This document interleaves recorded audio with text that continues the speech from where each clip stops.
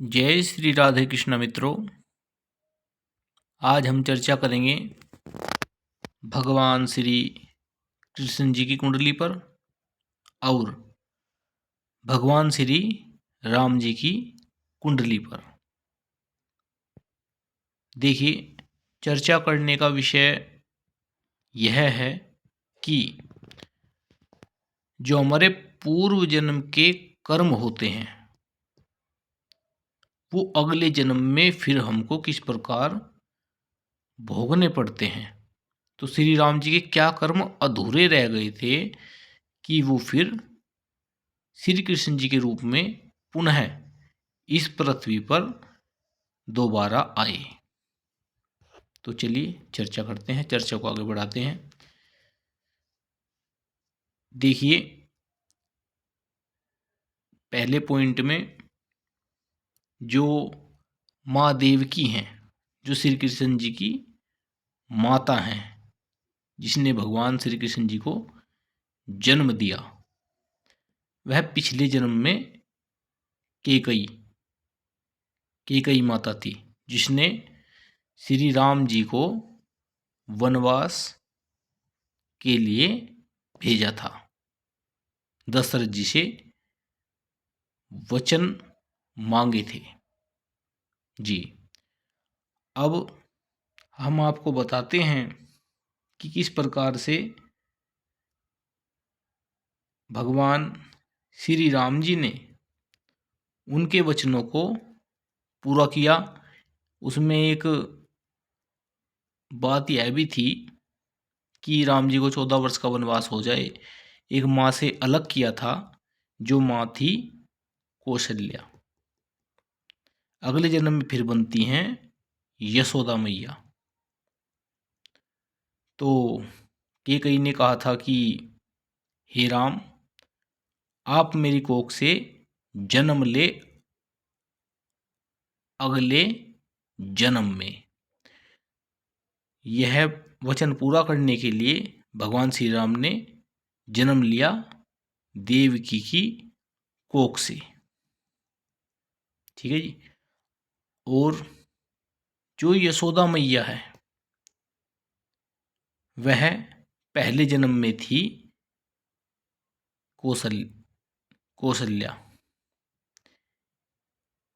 और जो भगवान श्री कृष्ण हैं वे शुरुआत में यशोदा मैया के यहाँ पर रहे और बाद में देवकी मैया को कारावास में से छुड़ाया 11 साल बाद। जो 14 वर्ष का वनवास बोला था राम जी के लिए, वह अगले जन्म में माँ देवकी को भी भोगना पड़ा। भगवान श्री कृष्ण को जन्म दे दिया, किंतु 11 साल तक कारावास में रहना पड़ा। क्यों? क्योंकि भगवान ने कहा कि तुमने मेरी माता का सुख छीना है तो तुमको भी काल कोठरी में रहना पड़ेगा जी। तो इस प्रकार से क्या संबंध बना कि इनको अगला जन्म लेना पड़ा। देखिए, जो पंचमेश है मंगल राम जी की कुंडली में, वो उच्च का है। नवमेश गुरु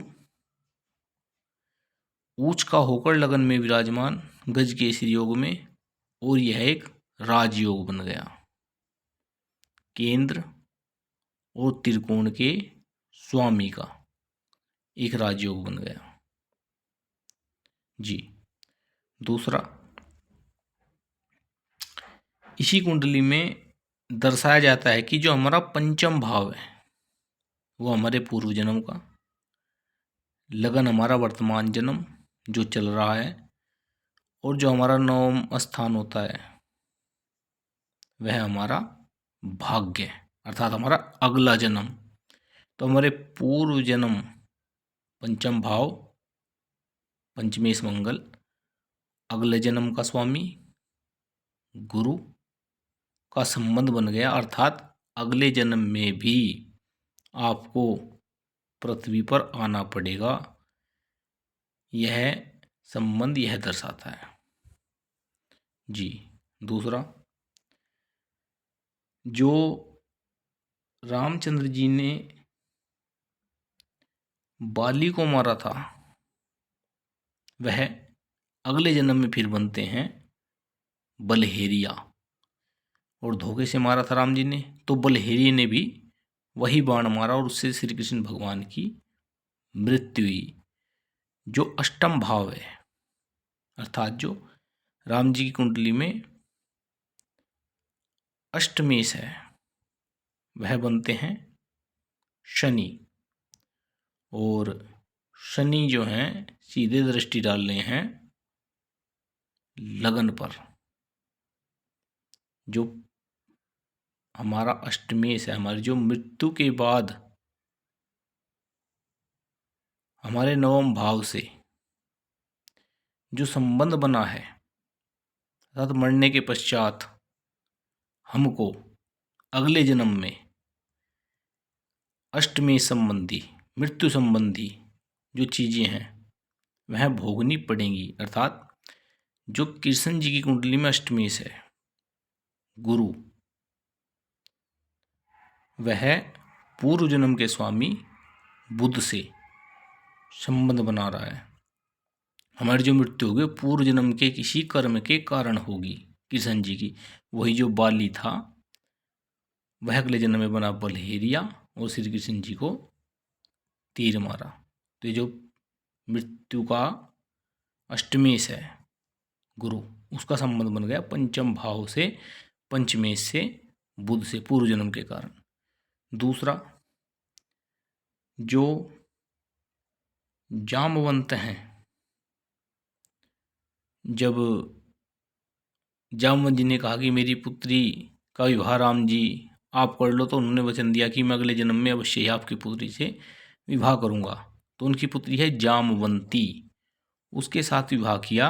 अगले जन्म में भगवान श्री राम ने कृष्ण जी के रूप में जब अवतार लेकर इस पृथ्वी पर आए। अब यहाँ पर जो सप्तमेश है मंगल श्री कृष्ण जी कुंडली में, वह उच्च का विराजमान है, जो यह दर्शा रहा है कि, और राहु सप्तम स्थान में विराजमान, और लगन में चंद्रमा भी उच्च के विराजमान है। और राहु हर चीज को मल्टीपल करके देता है। तो जो शादियां हुई वह बहुत हुई, मतलब कि बहु मात्रा में हुई। और राम जी का जो आपका सप्तमेश है वह परिवार के स्वामी सूर्य के साथ, जो सूर्य उच्च का है, यानी कि उच्च कुल, उच्च घराने में शादी हुई। और सप्तमेश अकेला है शनि, और वो भी उच्च का है। राम जी कुंडली में शनि उच्च का है, सूर्य उच्च का है, मंगल उच्च का है, गुरु उच्च का है, यानी कि 4 ग्रह केंद्र में उच्च के विराजमान हैं। और चंद्रमा से राशि का गज केसरी योग, ऐसा केवल भगवान की ही कुंडली में देखने को आपको मिलेगा, अन्य किसी सामान्य व्यक्ति की कुंडली में देखने को नहीं मिलेगा।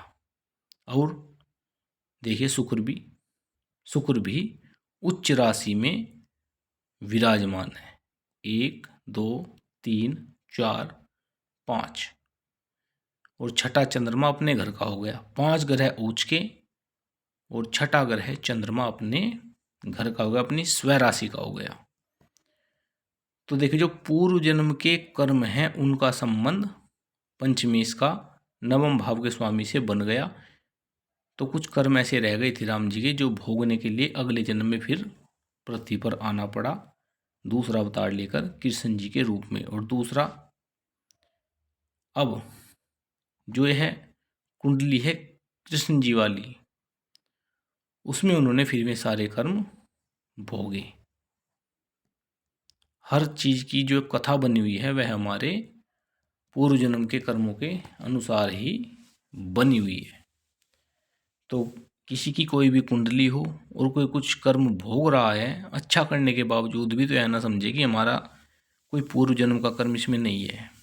सब कुछ पूर्व जन्म का कर्म है, उसको आप भोग रहे हैं, अच्छा या बुरा। जय श्री राधे।